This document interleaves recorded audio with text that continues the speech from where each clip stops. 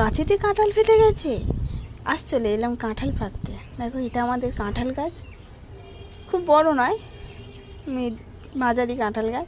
আর এই কাঁঠাল গাছে ঝাঁটা জুটো ঝুলছে কেন? কাঁঠালগুলো পড়ে যাচ্ছিলো বলে, যাতে নজর না কেউ দেয়, কিন্তু সবই পড়ে গেছে। 3টে হয়েছে, একটা এঁচড়ে আর এই 2টো পাকিয়েছি। দেখো এতটাই মানে পুষে গেছে, কাঁঠালটা ফেটে গেছে গাছে। আমরা ইচ্ছা করে পারছিলাম না যে গাছে কাঁঠালটা পাকিয়েই খাবো, সেই কারণেই আরও একটু বেশি করে ফেটে গেছে।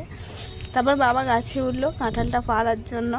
গাছটা খুবই সরু, যা বাবার উঠতে অসুবিধা হচ্ছিলো দাঁড়িয়ে থাকতে, কারণ বাবা গাছে তো ওঠে না। আমরা সেই ভয়টাই পাচ্ছিলাম কি হবে।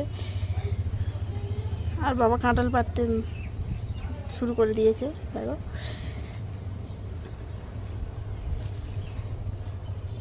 আর এই কাঁঠাল আমাদের প্রথম গাছে কাঁঠাল খাওয়া হবে। মানে কখন যে আমি কাঁঠালটা নেব এই অপেক্ষায় ছিলাম।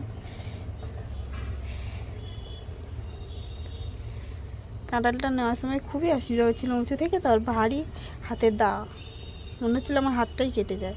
দেখো কাঁঠালটা কি সুন্দর, কতটা ফেটে গেছে।